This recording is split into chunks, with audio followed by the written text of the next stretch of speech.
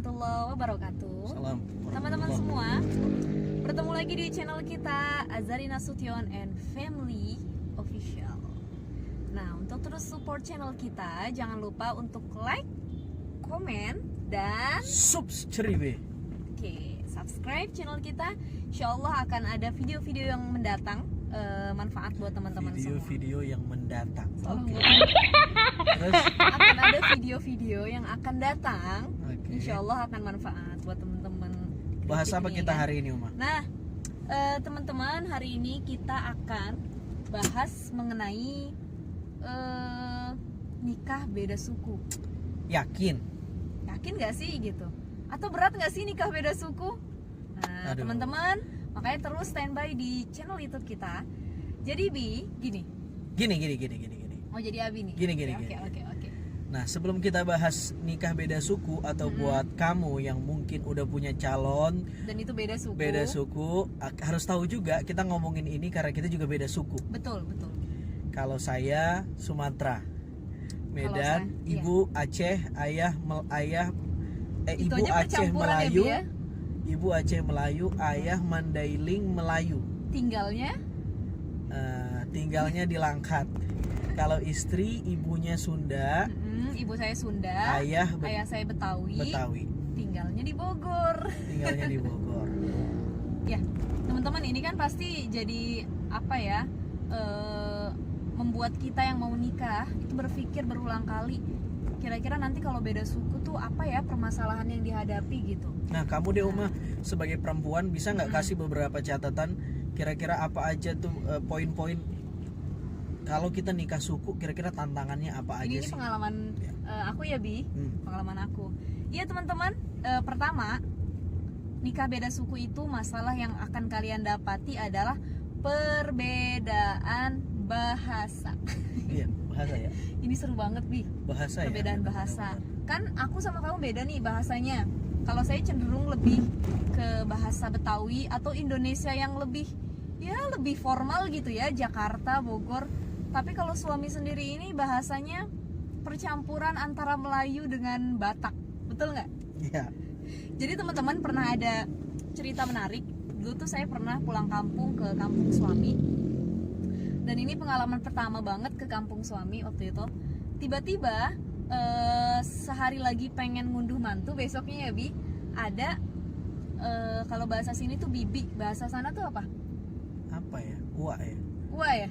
Ya, Sama uwa juga lah Uwa, kayaknya. terus Boru atau Nah, apa? kita sih emang Nasution tapi karena tinggal di Langkat itu populasinya dominasi Melayu. Jadi kayaknya Jadi kayak Malaysia bahasa gitu kita tuh bahasanya. udah Melayu banget. Kayak Upin Ipin gitu ya, Bi, bahasa. Tuh. Nah, jadi itu ada uaknya lah gitu ya. Tiba-tiba manggil saya gini, "Hei Sipa, sinilah kau," katanya. Orang Jakarta baru pulang ke kampung suami, terus dikau-kauin itu kan rasanya, ya Allah, pengen pulang gitu. Udah ya, nggak usah lama-lama di kampung ini gitu. Nah, itu jadi poin pertama. Ya, sinilah kau, katanya. Enak kali kau, katanya, mau jadi pengantin diem aja gitu kan. Kalau Sama sih. itu poin pertama, kalau nikah beda suku Beda harus siap bahasa. dengan Iya, tantangan artinya beda gini, bahasa. Dia berbicara kau atau bahasa mereka itu, kau itu udah biasa. Kau itu bahasa akrab ya, Bi, ya. Justru kaidahnya kalau orang Medan itu semakin keras dan terlihat kasar itu justru menunjukkan Semakin dia akrab akrab mereka, sama mitra lawan bicaranya. iya. Dan semakin menunjukkan ini loh, kasih sayang kita tuh Ya, kayak gini. itu dengan kalau Medan bahasa, ya. Kalau lebih kalau santai, suku iya. lain saya kurang tahu, tapi kalau Medan saya pengen luruskan Iya. Artinya kalau itu semakin bukan kasar, tapi menunjukkan keakraban antar ya itu lawan bicaranya ya, Bi, ya. Jadi awal-awal saya juga nggak paham dan menganggap kok kasar ya, kok kayak gini cara ngomongnya. Tapi setelah semakin hari namanya pernikahan ya, Bi, semakin tahu satu sama lain. Oh, ternyata itu bukan bukan kasar, bukan jahat, tapi tanda ya emang akrab. bahasa orang sana kayak gitu kan. Sebenarnya kalau intonasi hampir sama Betawi. Ya, hampir sama. Betawi kan juga cablak ya, Iya. cenderung tinggi kalau ngomong. Jadi aku cablak gitu, enggak? Iya. Mama cablak. Terus cenderung tinggi, tapi sebenarnya orang Betawi itu lucu. Nah, itu kelebihan keunikan orang Betawi yang Jadi kalau nikah sama orang Betawi ketawa mulu ya. ketawa mulu. Itu satu. Iya, iya. Yang kedua apa, Mama? Ya, yang kedua adalah selain perbedaan bahasa, poin yang kedua itu adalah perbedaan menu makanan. Waduh. makanan. Ini apalagi ini kan hari raya Idul Fitri ya, Bi. Pastinya setiap daerah masing-masing punya dong menu khusus gitu ketika lagi lebaran gitu. Nah, kalau di Jakarta sendiri itu cenderung kalau Idul Fitri sayur atau lontong sayurnya itu atau lontong ketupatnya lebih manis. Beda sama Medan. Medan itu kan kuahnya lebih kental ya, Bi. Jadi kalau Santannya kental, santannya lebih pedas, kental. bumbunya kaya, rempah-rempahnya. Iya. Kalau di sini teman-teman, kalau di Jakarta santannya nggak kental, bumbunya nggak berasa, mohon maaf ya. Iya. Jadi kita Artinya kan lidah Sumatera. gini loh, Bi. Orang sini itu nggak terlalu berani sama rempah. Yang kedua memang rempahnya tuh nggak selengkap di orang-orang Sumatera gitu, di Medan ya kan, Bi? Jadi kalau mau punya istri dengan Beda suku. dengan cita rasa masakan yang pilih orang Medan. Lo nggak juga. Bukan. Nggak juga kan? Loh, Cuman buktinya- istri saya itu dia udah masakannya Medan banget. Soalnya belajarnya cepet. Jadi kalau ibu saya lagi liburan ke Jakarta, minta diajarin masak dan itu langsung bisa. Ya, Apalagi alhamdulillah. sambelnya Gini mirip banget. konteksnya gini, kalau kita pengen cepat pandai masak gitu ya, sebenarnya saya juga nggak pandai sih. Ngomongnya Artinya aja gini, udah pandai kan, Melayu gini. banget. Aku dulu model orang yang nyentuh dapur aja enggak gitu, nyentuh dapur aja enggak. Jadi pertama kali nyentuh dapur itu ya pas lagi kuliah di Mesir, Al Azhar, mau nggak mau kan kos gitu ya, Bi. Itu teman-teman pada masak dan aku tuh bilang gini, ya Allah, aku harus masak gitu. Awalnya ya aku masak mie instan tiap hari kan, tapi kan nggak sehat juga ya, Bi. Ya udah, akhirnya disitulah mulai belajar masak ya, tapi nggak belum enak juga masakannya. Setelah nikah kita kan beda menu masakan ya, akhirnya belajar. Ternyata suami itu sukanya seperti ini, minyaknya harus banyak, cabenya harus banyak, santannya harus banyak. Ya itulah perbedaan menu makanan karena kita kan beda daerah juga.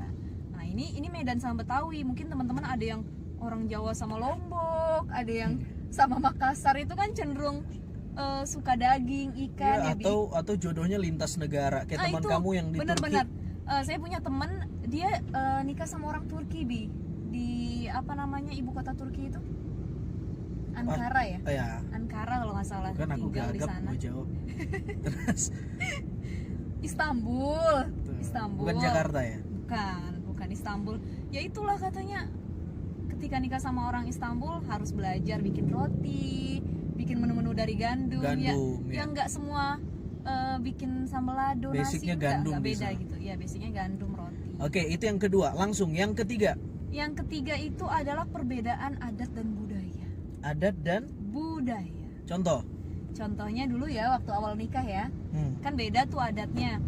Jadi pas pulang ke kampung nikah sama orang Medan, oh ternyata adat mereka itu pakaian pengantinnya aja berat banget ininya gitu.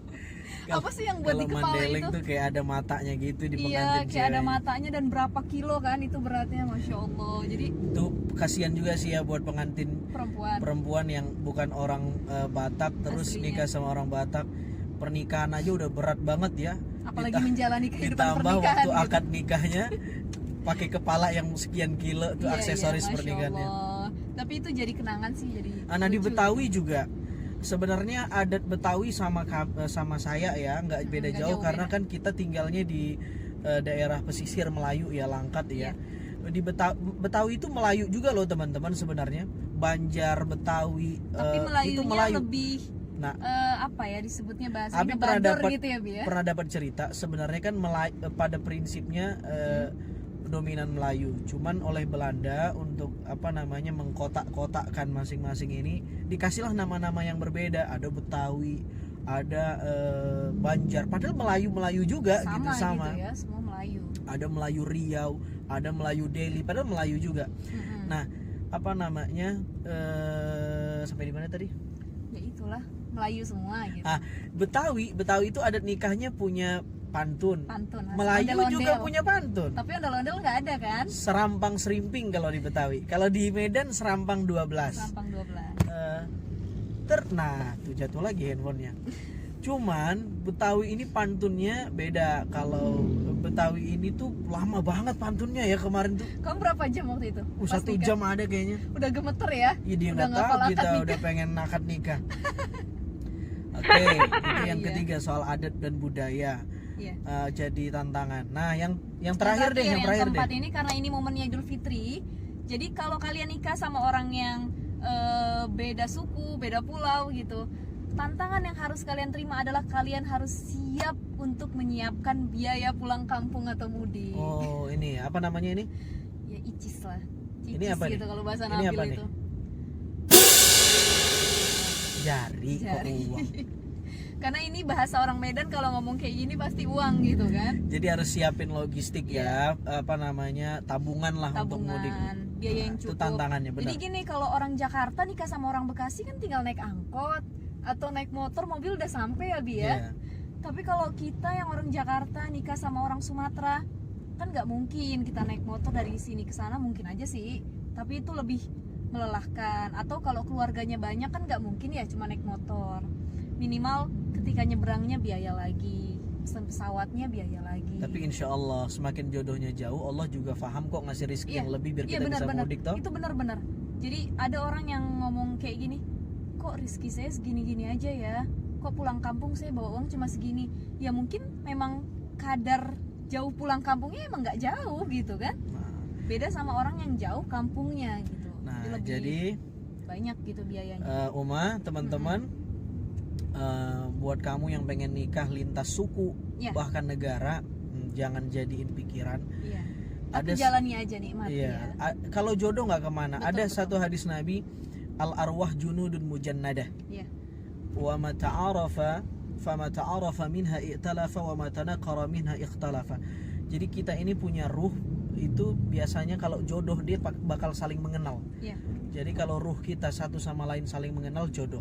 Tapi kalau tidak ada kecocokan nanti pisah sendiri. Iya. Jadi apapun sukunya, negaranya, selagi agamanya satu tentu, karena nikah itu adalah ibadah yang sakral. Kalau jodoh nanti didekatin sama Tuhan dan dikasih rizki insya Allah. Ya bahkan ada firman Allah ya Bi, ya ayuhan nasu inna khalaqnakum min dzakarin wa unsa wa ja'alnakum syu'uban. Nah, di sini dikatakan wa qabaila lita'arafu.